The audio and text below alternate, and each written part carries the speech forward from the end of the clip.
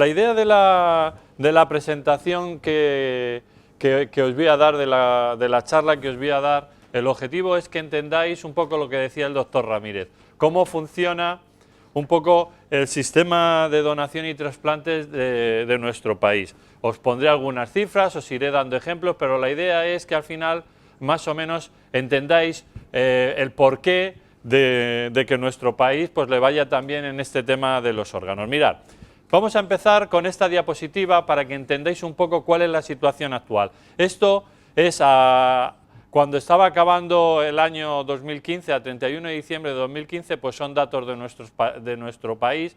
Veis que hay 186 hospitales que están autorizados para la donación y 43 hospitales en nuestro país que hacen trasplantes. Y esto es lo que os decía yo, que precisamente creo recordar que fue en febrero, a finales de febrero, se hizo el trasplante número 100.000 en nuestro país. Es decir, desde que se empezaron a hacer trasplantes en nuestro país hasta el momento actual, pues aquí lo veis, se han hecho más de 100.000 trasplantes, fijaros que son más de 60.000 trasplantes renales, más de 23.000 trasplantes hepáticos o más de 7.500 cardíacos, 3.800 pulmonares, 1.600 de páncreas, 123 intestinales. Todo esto vamos a ver si conseguimos pasar de los números a que imaginéis que son pacientes que han salvado su vida, que antes de que existiera el trasplante estos pacientes acababan falleciendo, es decir, que esto es algo muy importante. Y lo que os decía es, como habéis visto y vais a ver en el curso, no solo hay trasplantes de órganos, hay trasplantes de tejidos y de células. Y si calculamos el número de pacientes que han recibido algún implante de tejido de célula, pues salen cerca de 400.000, 300, 400.000 pacientes. Fijaros que estamos hablando del trasplante de médula ósea, que he visto que ya os han dado, quiero recordar, una sesión, trasplante de sangre de cordón, médula ósea, sangre periférica. Estamos hablando del trasplante de huesos, de los tendones, del trasplante de córnea, o incluso también se trasplantan las válvulas cardíacas, los segmentos vasculares, la membrana amniótica. Todo esto en los trasplantes de tejido no son tan llamativos como el trasplante de órganos porque no salvan vidas. Un paciente que tiene una enfermedad hepática y necesita un trasplante de hígado, o se le pone el hígado o fallece en lista de espera, esto está claro. El trasplante de tejidos no es así, excepto en el de progenitores quizá. Los pacientes pueden esperar y lo que hace el tejido es que les mejora la calidad de vida. Por ejemplo, un paciente puede estar ciego porque no ve, yo le pongo un trasplante de córnea y ese paciente empieza a ver. Obviamente no le salvo la vida, pero le doy muchísima mejor calidad de vida. Vale. ¿Y por qué hemos conseguido hacer tantos trasplantes? Pues fijaros, esta gráfica muestra en las barras es el número de donantes en números absolutos y la línea es por millón de población. Pues porque desde que empieza a funcionar la donación y el trasplante y la ONT en nuestro país, pues hemos ido consiguiendo año tras año ir subiendo un poquito lo que son las tasas de donación. ¿Y esto qué consecuencias tiene? Pues fijaros, aquí estamos nosotros, que tenemos una tasa de donación por millón de población de 39,7, es decir, casi 40 donantes por millón de población, y mirar, por ejemplo, la media de la Unión Europea, 19. ¿Qué quiere decir? Pues que nosotros tenemos el doble de donantes que la media de la Unión Europea. Luego los pacientes de nuestro país tienen el doble de probabilidades de encontrar un trasplante que cualquier otro paciente de la Unión Europea, de Alemania, Francia o Bulgaria, por poner un ejemplo. Y veis, si nos comparamos con el resto del mundo, cómo tenemos muchas más tasas de donación que países tan poderosos como Estados Unidos, vecinos nuestros como Francia, Italia, etcétera. Es decir, que nosotros claramente tenemos tasas de donación más altas. ¿Y esto qué importancia tiene? Fijaros cómo se puede ver en este gráfico. Cuando empezamos a trabajar en esto, se hacían 1.244 trasplantes al año, es decir, bueno, solo eran bastantes, 1.000 pacientes salvaban la vida cada año por el tema de los donantes que teníamos y los trasplantes que hacíamos. Cuando llegamos aquí son casi 5.000 pacientes al año los que están salvando la vida por este sistema de donación y trasplante que tenemos. ¿Veis? Esto que está aquí en azul son pacientes que han recibido un trasplante renal, un trasplante hepático, cardíaco, pulmonar o de páncreas o de intestino. Toda esta gráfica son pacientes que han recibido un trasplante, que han conseguido salir de la lista de espera y que han salvado la vida. Esto es lo importante de los números, ¿no? Pero a pesar de eso, y lo comentaban en la mesa, a pesar de eso, nosotros y todos los países tenemos un problema, que es que no hay donantes suficientes, no tenemos órganos para todos los pacientes. Si yo os pongo un ejemplo y os digo, por ejemplo, para tratar todos los pacientes que tienen enfermedad coronaria, yo lo único que necesito es tener suficientes médicos, suficiente personal sanitario y tecnología para hacerles a todos angioplastia. Porque lo que yo necesito es recursos humanos y bienes materiales que los tengo. Cuando estamos hablando de pacientes que necesitan un trasplante, por mucho dinero que yo invierta, si no tengo los órganos no sirve para nada. Si yo no tengo los donantes, no sirve para nada. Por eso nuestro país está por delante, por ejemplo, de Estados Unidos, porque nosotros tenemos más donantes que ellos. Y ese es el problema que pasa en todo el mundo. Fijaros, cuando hicimos una estimación de cuántos pacientes pueden estar ahora mismo en el mundo esperando un órgano, sale más de 1 millón de pacientes esperando un órgano. ¿Por qué? Os insisto, el problema es que no hay suficientes órganos para trasplantar a todos los pacientes que entran en lista de espera y que necesitan un trasplante de órgano. ¿Y cómo lo hemos hecho nosotros? ¿Por qué? Pues de alguna forma lo que llamamos nuestro modelo español se ha difundido a otros países y se está poniendo en otros países, porque fijaros, nosotros lo que hemos hecho en nuestro país ha sido algo tan sencillo como esto, y esta es la primera clave que os tiene que quedar de la clase de hoy.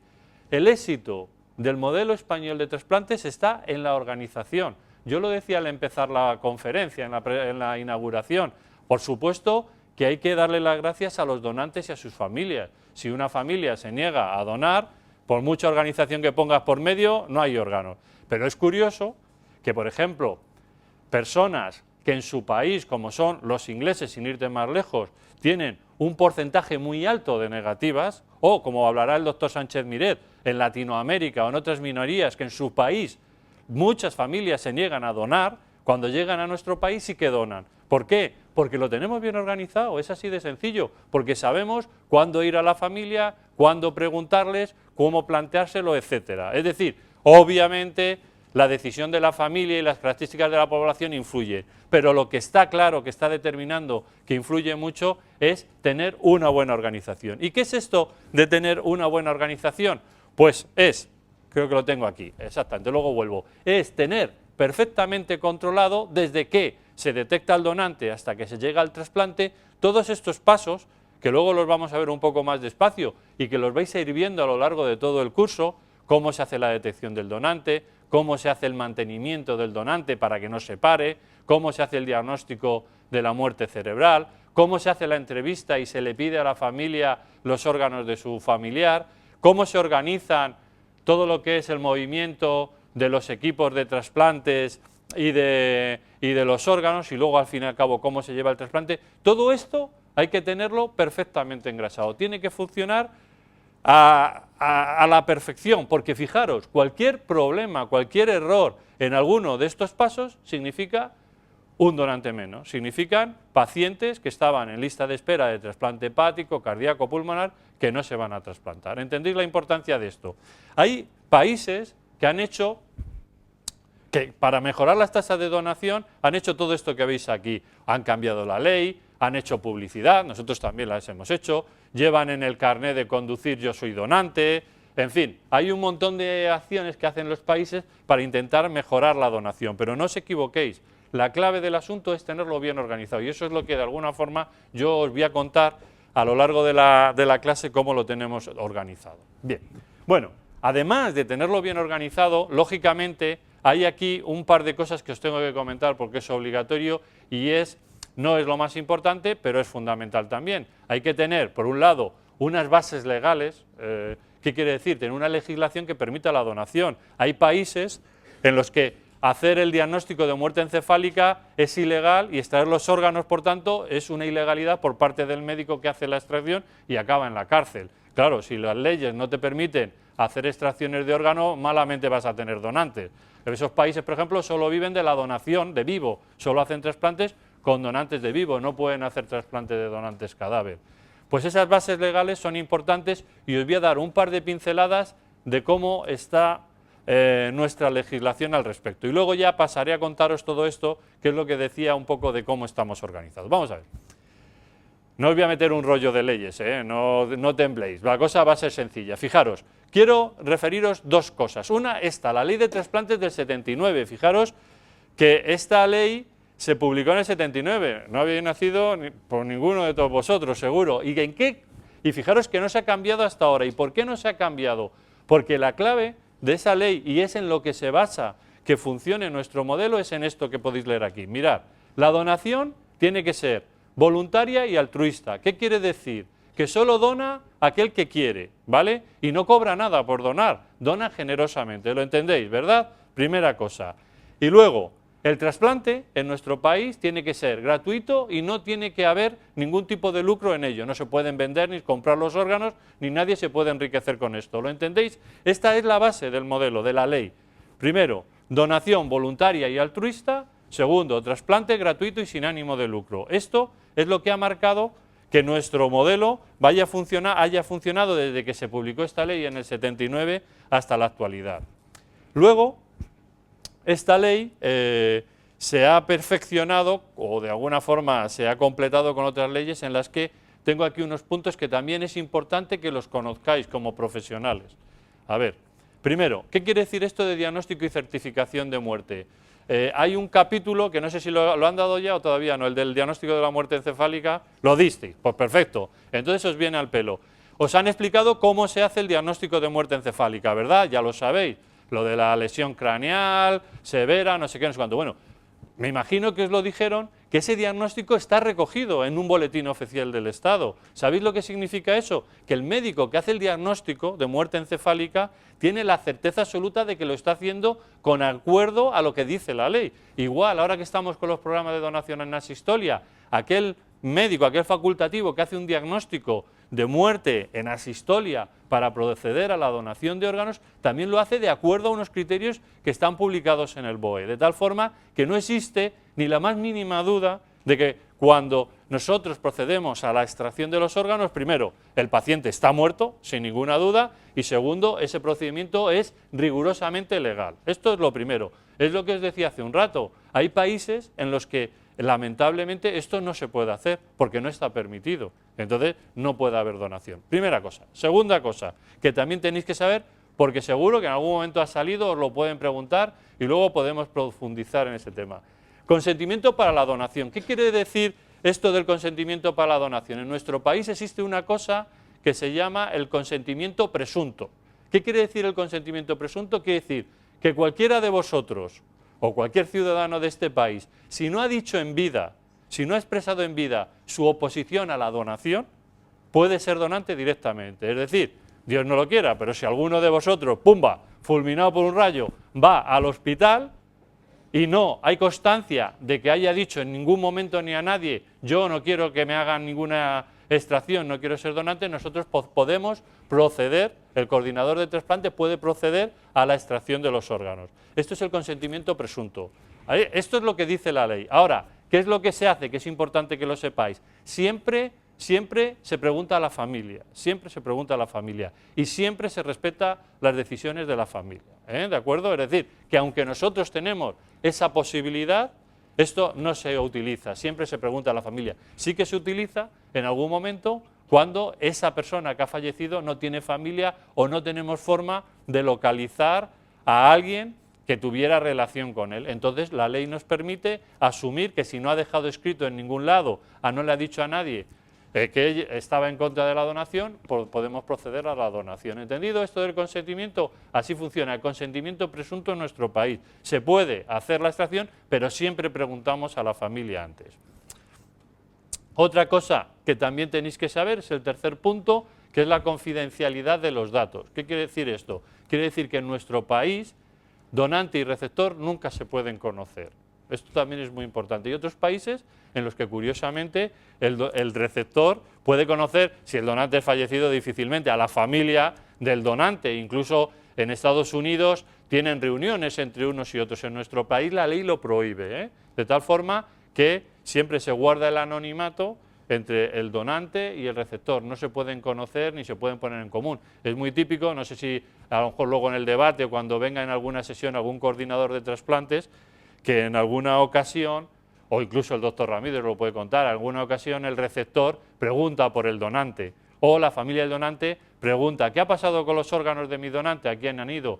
Y entonces, en el caso de que pregunta, se le puede decir, pues mire, de su hijo que falleció, pues el hígado sí que se trasplantó y fue para una persona, pues pongamos, de la Comunidad Valenciana, pero nunca se pueden dar los datos para que se pongan en contacto, ¿vale? Este es otro tema. Otro tema que tengo aquí, esto para que lo veáis mejor, es la prohibición del tráfico de órganos, la prohibición del comercio de los órganos. No solo está prohibido, sino que nuestro país es el primer país, se ve aquí, que está recogido en el Código Penal, de tal forma que cualquier persona que trafique o favorezca el tráfico de órganos puede ser condenada si se demuestra y acaba en la cárcel, porque va asociado a pena de prisión.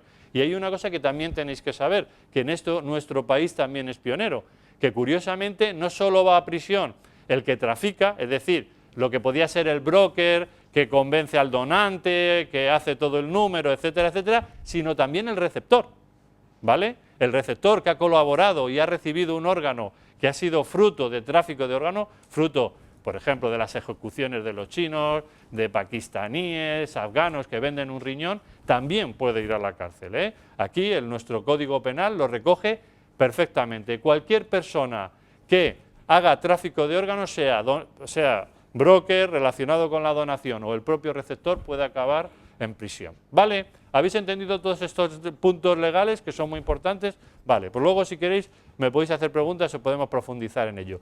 Estos son los puntos legales y ahora vamos a entrar ya a cómo lo tenemos organizado. ¿Cómo tenemos organizado este tema? Pues fijaros, tenemos tres tipos de coordinaciones. Vamos a ver, la primera coordinación, esto es muy parecido a la estructura política de nuestro país. La primera coordinación es la coordinación nacional, que es la Organización Nacional de Trasplantes. Vale. Luego, cada comunidad autónoma tiene un coordinador autonómico, que como hemos visto aquí es el doctor Pablo Ramírez. Y luego, dentro de cada comunidad autónoma, cada hospital tiene un coordinador hospitalario de trasplantes. Es decir, hay un coordinador hospitalario en el hospital de Cartagena, en la Risaca, en este hospital, en el Morales Mesaguer, etcétera, etcétera. Y este coordinador de trasplantes, lo que se llama el coordinador de trasplantes hospitalarios, es la clave del sistema, es la persona que trabaja y que consigue que nuestro modelo funcione. ¿Por qué? Porque es una persona que aquí lo veis, son médicos y enfermeras, dependiendo del hospital, pueden ser solos enfermeras o pueden ser médicos y enfermeras, que se dedican a esto, dedicación al conseguir y obtener órganos para el trasplante. Es decir, son personas que todas las mañanas o todos los días su labor es buscar en las unidades de cuidados intensivos, en las plantas de neurología, etcétera, aquellos pacientes que pueden fallecer, sea muerte encefálica o luego por limitación del esfuerzo terapéutico, para tenerlos controlados y que no ocurra algo que es gravísimo para nosotros. Y es que, imaginaros, hay un paciente en la UCI con un daño, una situación cerebral catastrófica. Nadie le sigue, ese paciente hace muerte encefálica esta tarde, nadie se entera, nadie le plantea a la familia la posibilidad de ser donante. Esto es catastrófico, más porque nosotros consideramos, y esto es otra idea que os tiene que entrar en la cabeza, que la donación es un derecho del paciente y de la familia. Tiene que tener derecho, es decir, cualquier paciente que fallece en un hospital tiene derecho a que alguien se acerque a la familia y le diga, su familiar puede ser donante, ¿quiere usted que vayamos adelante con el proceso de la donación? Por eso este coordinador de trasplante, sea médico o enfermera, se dedica día a día a tener controlados a estos pacientes. Vamos a ser honestos, oye, por el paciente el equipo médico hace todo lo que puede, le pone tratamiento, etcétera, pero muchas veces la medicina no lo consigue todo y ese paciente pues va evolucionando a muerte encefálica y acaba falleciendo. Pues en ese momento es cuando este coordinador va y entrevista a la familia, porque no podemos permitirnos que ningún paciente que fallezca en el hospital que pueda ser donante lo deje de ser porque no se haya detectado. Esta es la labor del coordinador de trasplantes. ¿Entendido? Bueno, luego también tiene más misiones, porque Pues, por ejemplo, cuando hay alguna cosa con la prensa es el que recibe a la prensa, o cuando viene un equipo de fuera es el que está esperando en la puerta del hospital para llevarlos al quirófano, etcétera, etcétera, ¿no? Pero básicamente esa es la función, coger y conseguir cada vez más donantes. Y esto aquí podéis ver cómo, y esta es la explicación, a medida que ha ido pasando el tiempo, nosotros hemos tenido más donantes. ¿Por qué? Porque estamos teniendo más coordinadores de trasplantes, porque todos los hospitales, o la mayoría de los hospitales, tienen al menos un coordinador de trasplantes que hace esto que os digo, que no pueda fallecer ningún paciente en un hospital de nuestro país sin que se le haya ofrecido la posibilidad de ser donante. Bueno, nosotros, esto es la puerta de la ONT. Algo hacemos, nosotros coordinamos, tenemos aquí nuestras funciones que se publicaron en un boletín, de favorecer todo lo que son los trasplantes de órganos, tejidos y células. Tenemos una serie de funciones, de gestión de la lista de espera, registros, estadísticas, pero la más importante es esta, que dice coordinación de la obtención, distribución e intercambio de órganos. ¿Qué quiere decir esto? Lo que os comentaba antes, esto es lo que se llama la cadena del trasplante. Más de 100 profesionales están implicados en cada operativo de trasplante. Os explico. Por ejemplo, esta mañana, como pasa todos los días, han llamado a la Organización Nacional de Trasplantes y ha llamado a un coordinador de trasplante. Por ejemplo, el coordinador de trasplantes del Hospital Gregorio Marañón llama y dice, bueno, ha hecho un paso previo porque lo han detectado, ya están, que el donante, el paciente ya ha fallecido y entonces le han hecho ya el diagnóstico de muerte encefálica. Llama y dice, tengo un donante. A veces llaman diciendo, tengo un potencial donante porque le estamos haciendo ahora mismo ya el diagnóstico de muerte encefálica. De cualquier forma, el enfermero, porque en la ONT siempre hay 2 enfermeros de guardia 24 horas al día, 365 días al año, coordinando estos operativos, el enfermero de guardia dice, pues venga, empieza a darme los datos de este donante. Entonces le dan todos los datos del donante y este enfermero, una vez que en el hospital se va haciendo, por ejemplo, la evaluación del donante, ¿qué quiere decir esto? El enfermero de la ONT necesita que le digan qué órganos de ese donante son válidos, ¿vale? Por ejemplo, si el donante es una persona de 70 y tantos años, pues poco más que hígado y riñones. ¿Me seguís? Si el donante es un chaval, como hemos tenido ayer, de 37 años, pues va, bueno, chaval de 37 años para mí, para vosotros será un señor, me imagino. Bueno, 37 años, ese donante puede ser donante cardíaco, pulmonar, hepático, renal. Entonces se hace la evaluación del donante. Se sigue manteniendo al donante, ¿vale? Se entrevista a la familia para asegurarnos de que dan el consentimiento para la donación. Si hay un problema legal en el sentido, por ejemplo, que haya sido un accidente de tráfico o una muerte no esperada, hay que pedir permiso al juez. El coordinador de trasplantes se encarga de pedirle permiso al juez y entonces el enfermero de la Organización Nacional de Trasplantes empieza a organizar el operativo. ¿Qué quiere decir esto? De acuerdo a una serie de criterios que están establecidos, va ofreciendo los diferentes órganos, si es que hay urgencias o a los que le van tocando, y se organizan todos los vuelos o desplazamientos si los tiene que haber. Por ejemplo, imaginaros este caso que os estoy diciendo, donante en el Gregorio Marañón, urgencia aquí en el Virgen de la Risaca, pues ese hígado va para la urgencia, es prioridad nacional. Y hay que organizar el traslado del hígado. A veces va el equipo, se irían desde aquí, desde Murcia hasta Madrid a hacer la extracción y se vuelven con el hígado, a veces lo extraen los cirujanos del Gregorio Marañón, del hospital donde está el donante, y se vuelve solo el hígado en la nevera en un vuelo o en un transporte sanitario, según las distancias, ¿vale? Todo esto es lo que organizan nuestras enfermeras, se hacen las extracciones y se acaba haciendo el trasplante. Esto, como os digo, puede implicar a más de 100 profesionales y puede durar 12, 24 o 72 horas a lo largo desde que empieza la detección del donante hasta que acaba el último trasplante. Y todo esto tiene que estar perfectamente organizado. Y esto lo comentaba uno de los miembros de la mesa, que es el récord histórico que tuvimos el 14 de diciembre del año pasado. Quiere decir que nunca antes habíamos tenido tantos donantes. Fijaros que fueron 16 donantes, 15 donantes de cadáver y una donación de vivo que hubo ese día. Fijaros la importancia del intercambio y de la red, del sistema de donación. Fijaros, todas las estrellitas son todos los hospitales que participaron ese día. Prácticamente todos los hospitales del país estuvieron ahí implicados. Fijaros todos los pacientes que se trasplantaron en un día. O sea, riñón, hígado, corazón. Fijaros, 4 urgencias. Eso quiere decir que había 4 pacientes en una situación catastrófica, por ejemplo, de hígado, que si no se trasplantaban en 24, 48, 72 horas iban a fallecer, o de corazón o de pulmón, que se trasplantaron. Claro, aquí, cuando yo hablo de los operativos, no tenéis que pensar solo en la estrella del cirujano que va a hacer la extracción. Está el intensivista que hace el mantenimiento y luego todo el personal de enfermería, tanto en la UBI como luego en el quirófano, y luego todo el personal no sanitario.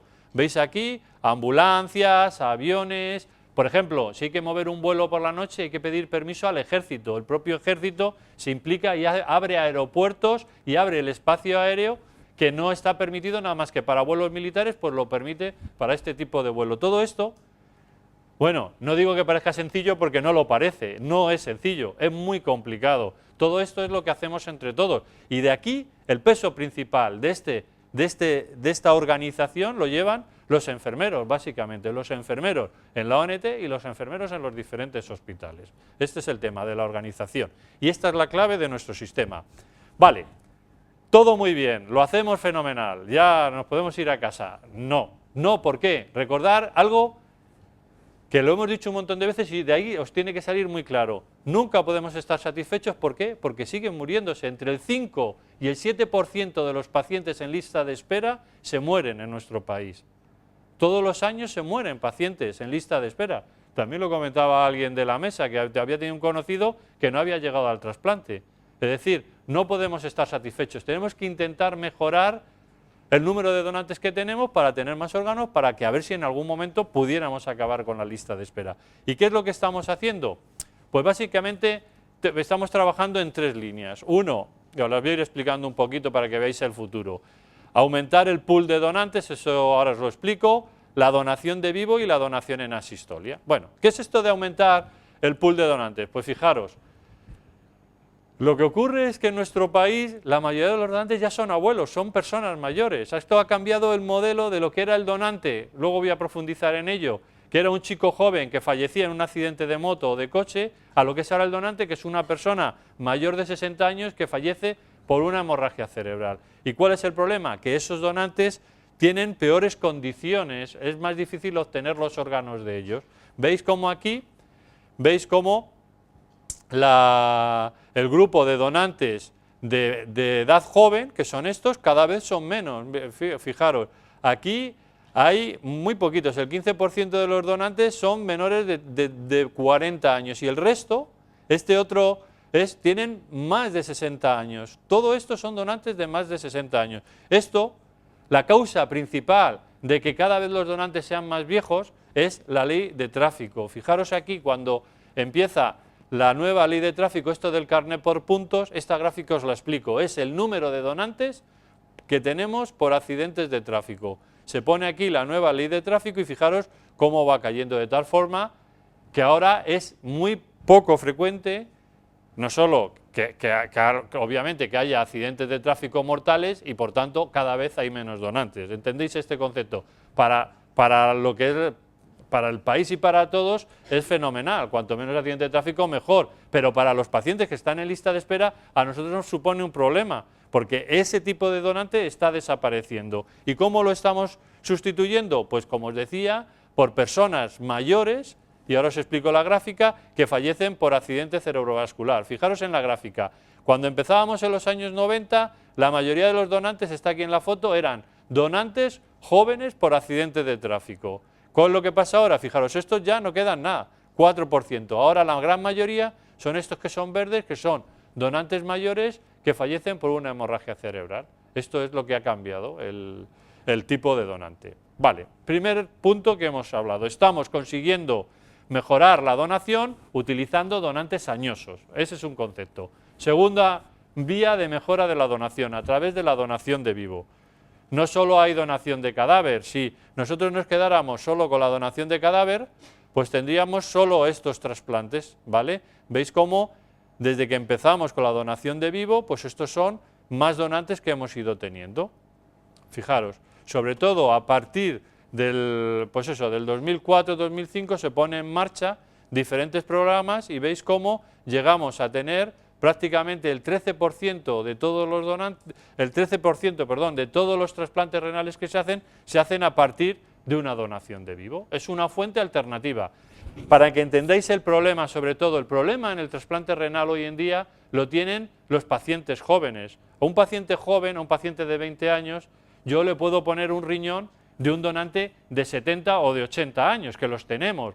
Pero claro, ese riñón es un riñón viejo en una persona joven, es un riñón que probablemente no le llega a durar toda la vida de esa persona. Con lo cual, ¿cuál es la mejor solución para estos pacientes jóvenes? La mejor solución es recibir un riñón de alguien joven, que puede ser perfectamente un familiar suyo, que es más joven. Entonces, esta es una alternativa que es el trasplante a partir del donante de vivo, que suelen ser familiares, obviamente. Lo que ocurre es que a veces el familiar quiere donarle el riñón a su hijo, por ejemplo, o a su marido. Este es el caso, por ejemplo, imaginaros que esta es la paciente que tiene una insuficiencia renal, este es el marido y le quiere donar el riñón y no se lo puede donar. ¿Por qué? También nos lo explicarán, porque son incompatibles, por ejemplo, porque son de grupo sanguíneo incompatible, entonces no se lo puede donar. Y entonces puede ocurrir que al lado, por decirlo de alguna forma, o lejos, haya aquí otra pareja que tiene un problema semejante. Pues imaginaros que por ejemplo, el paciente es este señor y esta es su hermana, le quiere donar el riñón, pero tampoco se lo puede donar porque son incompatibles. Lo vais entendiendo. ¿Y ahora qué es lo que ocurre? Pues fijaros qué casualidad, que esta, que era incompatible con su hermano, es compatible con la mujer de este señor, y este señor es compatible con el hermano de esta señora. Pues si cruzamos los donantes, los trasplantamos a los dos. Esto se llama programa de donación renal cruzada. Metemos en una base de datos todos aquellos donantes y receptores que son incompatibles, en familiar, por decirlo de una forma, y los cruzamos y encontramos diferentes combinaciones que hacen que se puedan trasplantar, ¿entendéis? Y así conseguimos aumentar el número de trasplantes. Los primeros trasplantes renales se hicieron ya hace años y al principio era como muy poco frecuente. Fijaros, el primero que hicimos hubo que mover incluso a los donantes y eran donantes de Andalucía y de Aragón en Cataluña, que ya me lo sé yo eso, y hubo que moverlos, pero fijaros cómo se ha hecho súper común, que fijaros que prácticamente el 10% de los trasplantes renales de vivos que se hacen en nuestro país se hacen mediante el programa de donación cruzada. Esto es algo muy importante porque pacientes y familiares que no tenían opción de ser trasplantados antes porque eran incompatibles, gracias a ese intercambio de riñones sí que se pueden hacer. Y ahora lo que hacemos es lo que se llaman cadenas de trasplante. ¿Qué quiere decir esto? Pues fijaros, aquí solo hay 2, pero yo puedo ir poniendo más hasta cadenas de 6 trasplantes y hay que hacerlos todos de seguido, ¿vale? De tal forma que este le va dando a este y así sucesivamente, hasta cadenas de 6 o más trasplantes. Se llaman cadenas de trasplantes cruzados. Es una alternativa para conseguir la mejora en la donación de vivo. Y le hemos dado una vuelta más, que es esto del donante altruista. ¿En qué consiste esto de ser donante altruista? Pues el donante altruista lo tenéis aquí. Es una persona que no es que diga yo le dono mi riñón a mi hijo o a mi hermano o a mi padre, sino es una persona que dice yo no tengo nadie a quien donarle el riñón, pero lo quiero donar. Y lo dona a quien lo necesite. Esto se llama donante samaritano o altruista.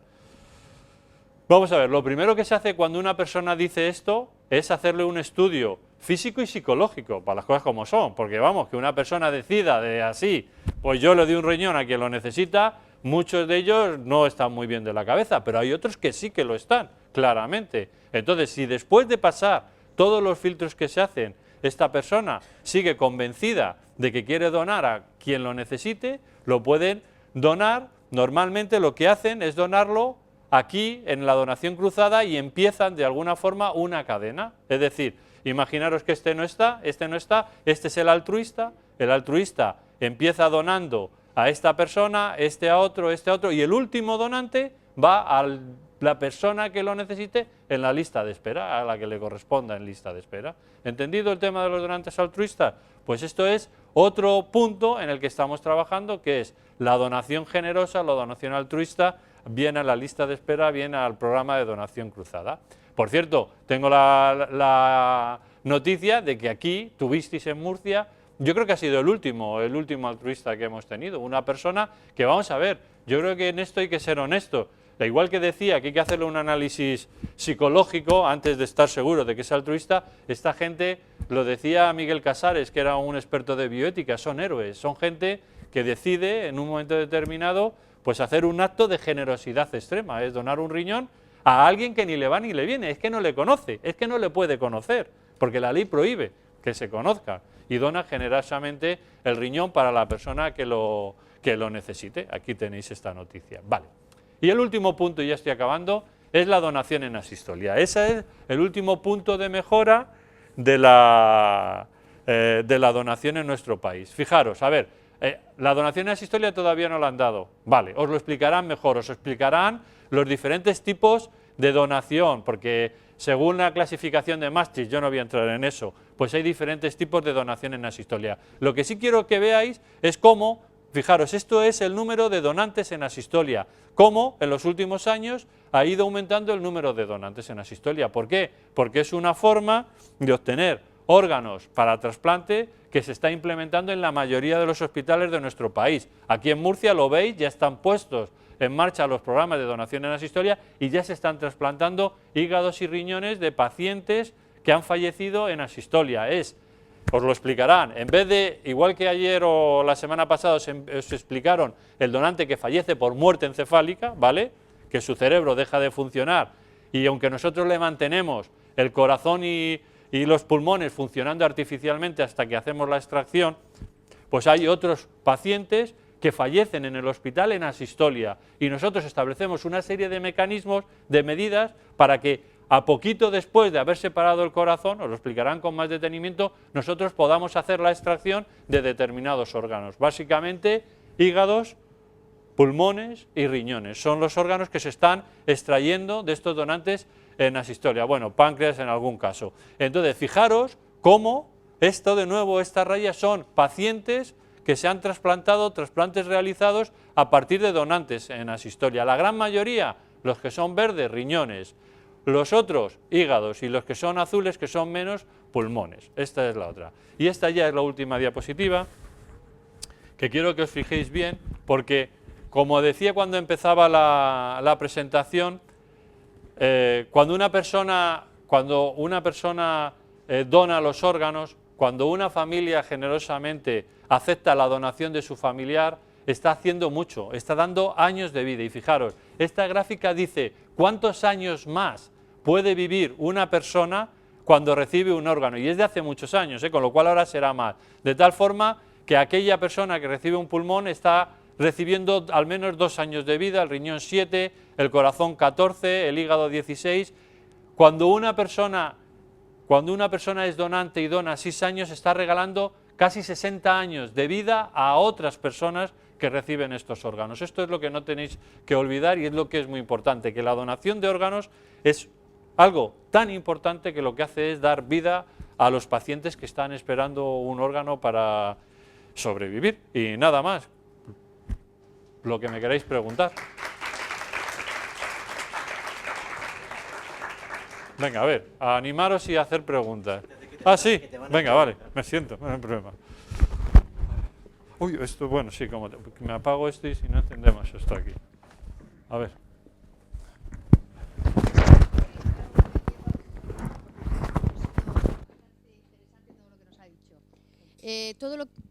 Todo lo que se ha ido viendo a lo largo de estos años. Bueno, a lo largo de estos años, creo que en estos 15 años hemos ido viendo la evolución que ha habido, ¿no? Porque inicialmente en los cursos estos nos hablaban de la muerte encefálica y un poco más, ¿no? Las nuevas posibilidades del donante cruzado y sobre todo de ese donante samaritano, creo que ha tenido importancia la concienciación social, ¿no? Yo pienso que lo que se está haciendo desde las coordinaciones de trasplantes, a nivel creo que incluso de alumnos de secundaria, para que se oiga qué es el trasplante y donación de órganos. Pero yo la pregunta es porque como estamos en un foro de universitarios, creo que desde la docencia se puede hacer mucho y desde la formación que ellos puedan tener y puedan difundir. Hay campañas concretas, porque pienso que lo del donante samaritano es algo extraordinario, ¿no? Como bien ha dicho, para pensar que está loca la persona, ¿no? Por decirlo de una manera sencilla, ¿no? Creo que eso es importante porque han oído lo que se puede hacer. ¿Hay alguna campaña concreta desde la ONT de formación a nivel nacional o alguna posibilidad de futuro de que se pueda hacer? Pues yo no digo solo desde las universidades, a lo mejor también desde los centros escolares, para que haya una concienciación social sobre este tema, pues igual que hay otros temas transversales, como ha sido el maltrato de género, la violencia de género y tal, que se ha ido metiendo en la sociedad de tal manera que ahora mismo es algo, porque este tema pienso que puede llegar a ser algo así también, por la necesidad que implica. Vamos a ver, yo creo que hay que distinguir aquí dos cosas. Primera cosa que yo creo que tiene que quedar clara y es el tema de la donación de órganos. Nosotros como ONT y yo creo que en las coordinaciones autonómicas no creemos mucho en el efecto, lo decía yo en esa diapositiva, de las campañas de publicidad. ¿Por qué? Bueno, siempre está bien porque que salgan y las se hacen, pero porque la gente lo conoce y sobre todo porque puede servir a raíz de esa campaña de publicidad el que vosotros se lo digáis a vuestra familia. Oye, esto es algo que se puede hablar. Y en las encuestas que han hecho aquí en Murcia sobre estudiantes de medicina y de enfermería, pues se habla en la familia y dice, oye, yo si me pasa algo, a mí yo quiero ser donante, no tengo nada en contra de ser donante. Pero la clave del asunto, la clave de por qué conseguimos esos donantes, no depende tanto de esa sensibilización como de la organización. Como os decía, depende de que en el momento en que la persona ingresa en la UBI con esa lesión neurológica o con ese problema, ahí hay un coordinador de trasplantes que está encima del tema y acaba entrevistando a la familia. Esto es una cosa, vale. Otra cuestión es la sensibilización de los estudiantes en relación con la donación. Ahí nosotros, fijaros, yo lo cambiaría. Sé que no entra muy aquí, entra un poco de refilón, pero nosotros lo que sí que estamos haciendo campañas con los estudiantes de medicina y enfermería es de la donación de médula ósea. ¿Por qué? Porque la donación de médula ósea es una donación que se hace en vida y nos interesa especialmente de gente joven. Es decir, el punto de interés son gente joven, que sois los estudiantes. Entonces, la Organización Nacional de Trasplantes sí que tiene un convenio, en concreto con el Consejo Estatal de Estudiantes de Medicina, pero si hubiera algo parecido de enfermería, nosotros estaríamos encantados en colaborar con ello. Pero en la donación de órganos, yo creo que ahí la clave del asunto es más la organización que la sensibilización, que sí que, hombre, sí que ayuda, pero no es la clave.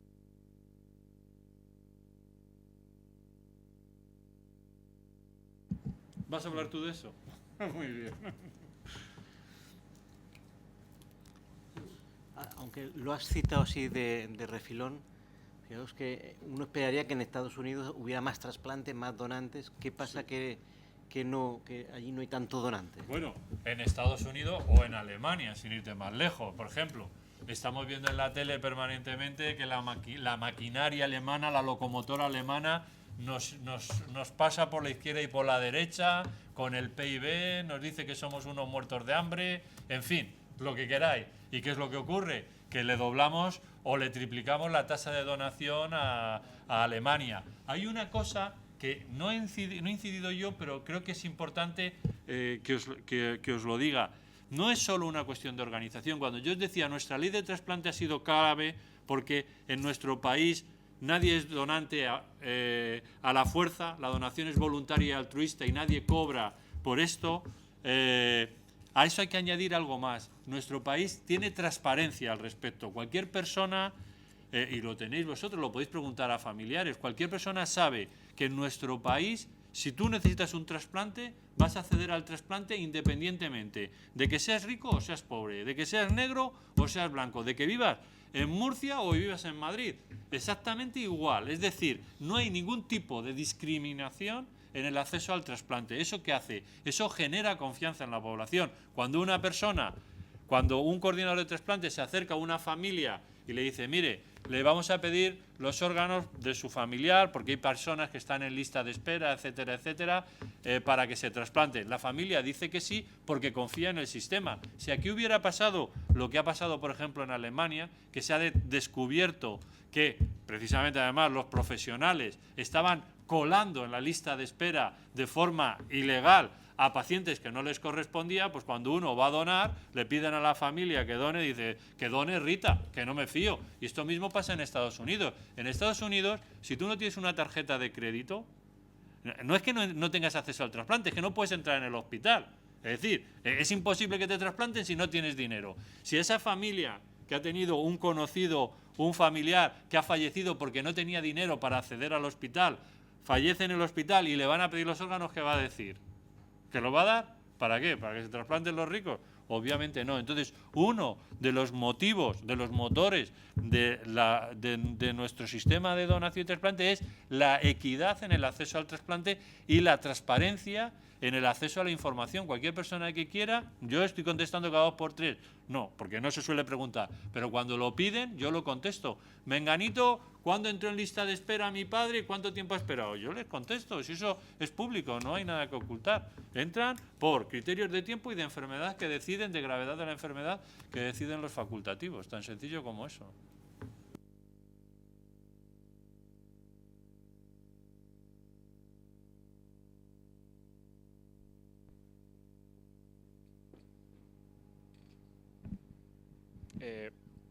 Ha dicho que es importante, ¿no? Que está claro que la figura del coordinador de trasplante es imprescindible y es el éxito del trasplante en España, pero acaba de decir ahora mismo, por ejemplo, que otros países como Alemania, por ejemplo, han tenido problemas de corrupción. Creo que ahí también es muy importante la divulgación y la concienciación de la sociedad, contar no solo qué es el trasplante a la hora de enfrentarse a una donación. Siempre es más fácil para el coordinador si esa persona sabe que es el trasplante como mínimo y sabe que hay una transparencia en él. O sea, no solamente formar en qué es la donación, sino también en que hay una transparencia detrás. Eso también es importante.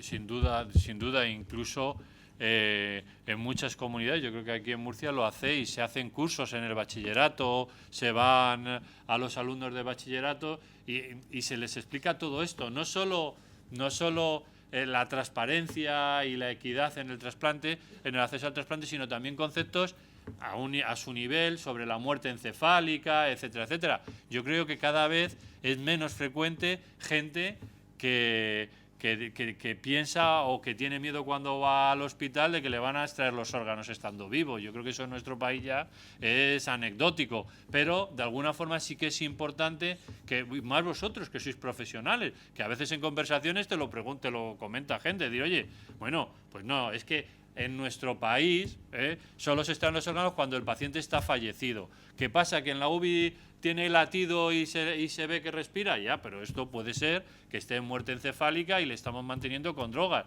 pero está muerto, porque su encéfalo está destruido y no tiene vida. Entonces, es decir, que esas cosas yo creo que claro que son muy positivas, porque luego cuando el coordinador se acerca en la entrevista a preguntar a la familia, pues lo tiene mucho más sencillo, lógicamente.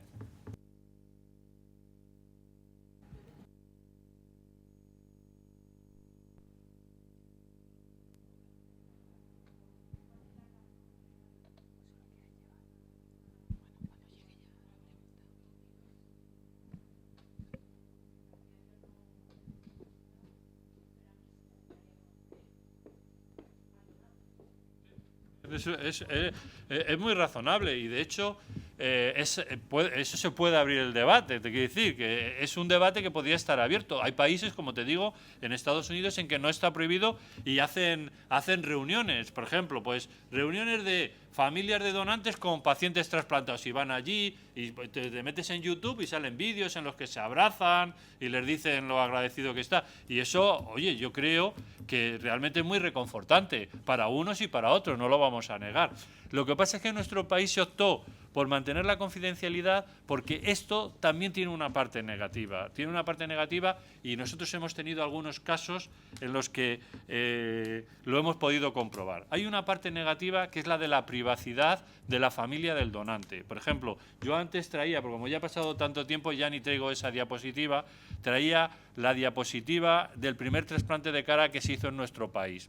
El primer trasplante de cara que se hizo en nuestro país, como había tantos medios de comunicación alrededor y querían todos publicarlo, pues entre lo que le preguntaban a uno, le preguntaban a otro, apareció en el periódico, bueno, y en las televisiones, la siguiente noticia.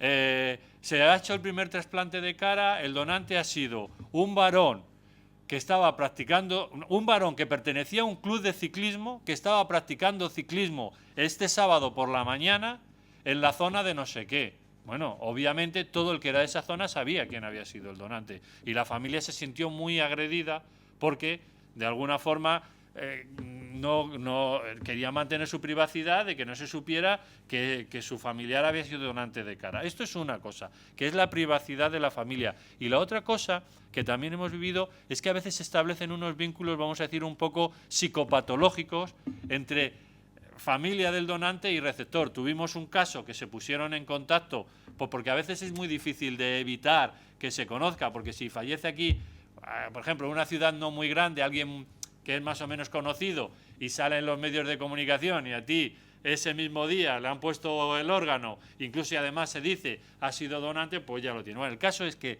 de esa forma que se estableció ese conocimiento, la familia del donante empezó a tener una relación un poco psicopatológica con la del receptor, le llamaba demasiado a menudo, le incluso empezó a plantear de que tenía problemas económicos, que si le podían ayudar, etcétera, etcétera. Entonces, en un momento determinado se pueden crear unas relaciones ahí. No sé si habéis visto, que ya hace ya mucho tiempo, la película esta de Almodóvar, es la de Todo sobre mi madre, ¿no? En la que sale una coordinadora de trasplantes y como es coordinadora se aprovecha, mal hecho, de ver a dónde va el corazón de su hijo, que fallece y es donante su hijo. Y entonces empieza a seguir en plan psicopatológico al receptor, porque piensa que ahí va la vida de su hijo y tal. Es un motivo, vamos a ver, es un tema que se puede debatir abiertamente, por debatir, pero que en nuestro país la decisión de los expertos y de los legisladores fue que se prohibiera, y nos va bien en ese sentido, vamos. Pero vamos, es razonable. Sí. A pesar de toda la evolución que ha tenido el tema del trasplante y donación, aún así hay mucha gente en lista de espera. No hemos hablado de eso. ¿Qué cantidad de gente hay actualmente en lista de espera? Pues, al final de año está alrededor de los 4.000 pacientes en lista de espera distribuidos en diferentes órganos. Lo que ocurre es que estas cifras sí que manejarlas bien. Es decir, hay 4.000 pacientes, pero no quiere decir que esos 4.000 pacientes no se trasplanten. Esos pacientes se acaban trasplantando alrededor del 80% de ellos. Lo que pasa es que pasan en lista de espera, pues dependiendo del órgano, más o menos tiempo. Y luego lo que os decía, siempre hay que tener en cuenta que, vamos a ver, en nuestras estadísticas entre el 6 y el 7% de los pacientes, dependiendo del órgano y de la situación, fallecen esperando un órgano. Es una cifra que es artificialmente baja, son algo más, porque hay veces que a los pacientes cuando ya están intrasplantables se les saca de lista y no cuentan como muertos en lista de espera, ¿me entendéis, verdad? Entonces, esto está claro, esto es lo que yo os decía cuando a mí a veces me da un poco de vergüenza ajena, cuando vamos diciendo somos muy buenos, somos los que más probabilidades tenemos de trasplantar, etcétera, etcétera, que es verdad, eso es verdad y fenomenal, pero no es suficiente, porque sigue habiendo pacientes en lista de espera.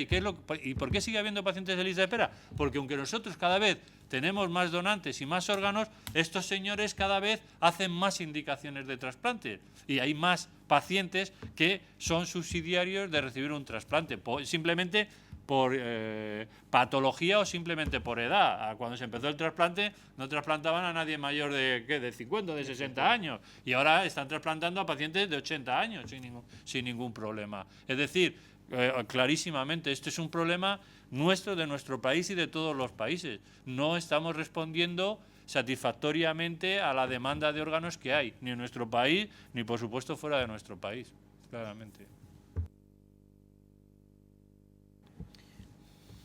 Hay países que está demostrado el tráfico de órganos y que se está persiguiendo. ¿En España es posible? No, por favor, en España no es posible, pero se ha intentado, ¿vale? Bueno, si veis las noticias, cuando saltó a las noticias el año pasado, más o menos. El año pasado saltó a las noticias un intento de tráfico de órganos en nuestro país, que gracias a la intervención policial se pudo parar antes de que se ejecutara. Y realmente a mí me sorprendió muchísimo. Yo que estoy muy metido en este tema, porque yo siempre que me habían preguntado hasta ese momento, decía en nuestro país imposible que haya ningún tipo de tráfico de órganos. Y en este caso hubo vamos, es conocido, lo van a juzgar pues no sé cuándo, como va la justicia al paso que va, pues a lo mejor dentro de un par de años lo juzgarán.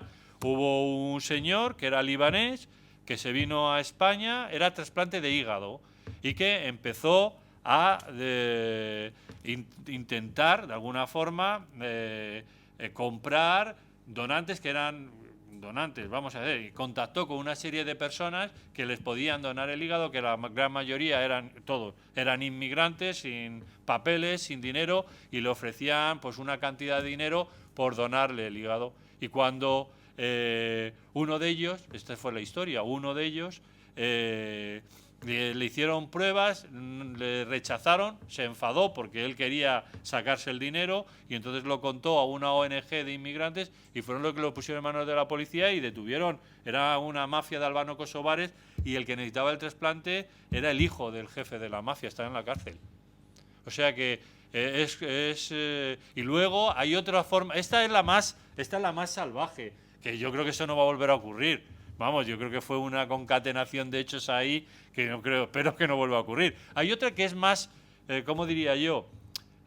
Más civilina y que sí que se da. Por ejemplo, un paciente del País Vasco se fue a China con unos cuantos billetes debajo del brazo y compró el hígado de un chino ejecutado. Le trasplantaron en China y ahora está viviendo en nuestro país con él. Bueno, miento, no está viviendo con ese hígado porque, claro, se pilló una infección, una colangitis y entró en urgencia y se le acabó poniéndole un hígado de un donante español. Ese señor no está en la cárcel porque cuando lo hizo no se había aprobado la reforma del Código Penal. Si lo hubiera hecho ahora, ese señor estaría en la cárcel. Y también no es muy frecuente, pero también hay algunos pacientes renales que se han ido por ahí a trasplantarse. ¿Por qué no es frecuente en el riñón en nuestro país? Porque les tiene más cuenta esperar en lista de espera y se acaban trasplantando. Es extraordinario que alguno sería muy complicado o porque venía de otro lado que se haya trasplantado con órganos comprados. Pero pacientes de Israel, de Estados Unidos, de Europa, es conocido que se trasplantan comprando riñones, vamos, como os decía, sobre todo en los países del Oriente, Afganistán, Pakistán, hay fotos con las cicatrices de la India, con la cicatriz aquí de la lumbotomía. Esto es como la vida misma. El que no tiene suficientes órganos en su país y tiene dinero, se va a comprarlo a otro lado. Sí, pero también hay una cuestión en Estados Unidos. Yo estuve unos meses en un hospital y hacían mucho donante vivo, la Clínica Mayo. Ah, bueno. Y de pronto yo veía que todos los donantes eran mexicanos. Y hablé con uno de ellos. Y es aceptado, o sea, ellos recibían dinero. Claro. Esto es para debate también. Entonces decía, yo es que necesito, me solucionan la vida, monto mi familia, mi negocio. Y eso hay países como Estados Unidos que está tolerada esta modalidad de tráfico de órganos. Claro, eso, por ejemplo, eso en nuestro país está completamente prohibido. ¿Por qué? Pues no hemos tenido tiempo, no sé, ¿tenéis alguna clase del trasplante de vivo? Sí, pero sí, hay de pues os lo explicarán, pues lo explicarán más en profundidad, pero para que se pueda aceptar en nuestro país un trasplante de vivo, primero tiene que existir una relación, no necesariamente familiar, pero sí una relación, vamos a decir, afectiva, no sé cuál es la palabra, no me sale ahora, o sentimental, no sé muy bien. Puede ser la suegra, ¿eh? No tienes que quererla necesariamente. Puede ser alguien de tu entorno conocido, tal. Tiene que existir esa relación. Como decía el internista que tiene que haber una valoración de donante y de receptor y tiene que haber una valoración psicológica de que no hay ningún tipo de condicionamiento, porque muchas veces el donante va condicionado por lo que le va a decir la familia.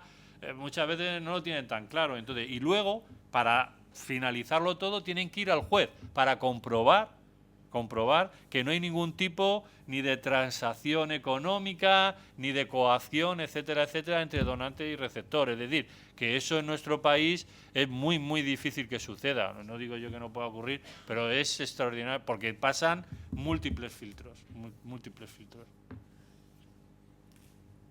¿Alguna pregunta más?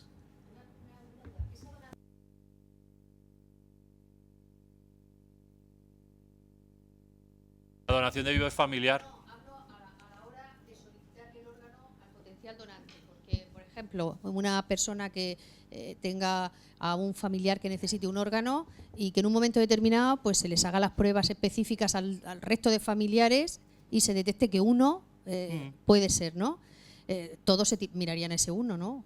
Y si ese uno no quiere donar, a ver si me explico. Ah, no, pues ese es el problema, claro. Que también puede ser, que creo que la ONT también en ese sentido lo tiene bien estructurado, ¿no? Hombre, yo creo que eso ya no es una cuestión tanto de la ONT como de los equipos de trasplante. O de los José coordinadores. Ignacio es un experto, no me voy a contar. Es decir, ahí siempre hay que, vamos a ver, yo creo que está claro, ahí hay un paciente que necesita un órgano y una serie de familiares que se lo quieren dar. Lo que los profesionales tienen que manejar bien es que la persona que se lo va a dar realmente se lo quiera dar. Yo he visto casos que han llegado a la ONT que era el cuñado de no sé qué, no sé cuánto, que le iba a dar el trozo de hígado porque prácticamente le estaban poniendo su mujer y el otro un cuchillo en el pecho. Dona que se nos muere ¿no? Eso lo gestionan los... Lo que tiene que quedar claro y lo que trabajan los equipos es que en esas circunstancias no se acepta la donación. Se frena de la forma que sea. Tiene que ser libremente decidido, sin ningún tipo de coacción, no física, sino psicológica, ¿no? Yo viví un caso de que era una madre necesitaba un hígado porque tenía una cirrosis que estaba muy mal, claro. Tenía 5 hijos, claro. Y el padre, que era padre de una familia muy patriarcal, muy potente, le hicieron todas las pruebas de compatibilidad y solamente era un hijo. Y le tocó. Y entonces todo el mundo tenía la presión, claro. Y yo a solas le hice la entrevista y el hijo no quería. Claro. Y entonces pues nada, pues yo me saqué un análisis que era incompatible de lo que fuera y se pudo ir. Eso ya es secreto. Hay que respetar siempre la voluntad de cada uno. O el comité de ética hace un informe diciendo que no ve con claridad que esa donación vaya a ir bien o cualquier cosa de eso, para no poner también a la persona a los pies de los caballos de la familia, claro, está claro.